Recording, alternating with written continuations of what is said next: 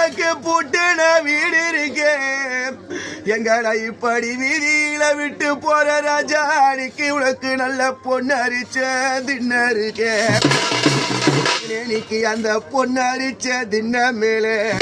ராஜானிக்கு அந்த பொண்ணரிச்ச தின்ன மேலே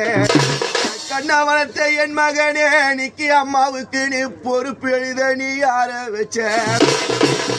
எனக்கு உனக்கு இறக்கமான கட்டுறாங்க ஆனா கண்ணா வளர்த்த என் மகனே நிக்கி உன்னை அம்மாலோகம் அனுப்புறாங்க எனக்கு உனக்கு இறக்கமான கட்டுறாங்க இந்த சின்னஞ்சிறு வயதினில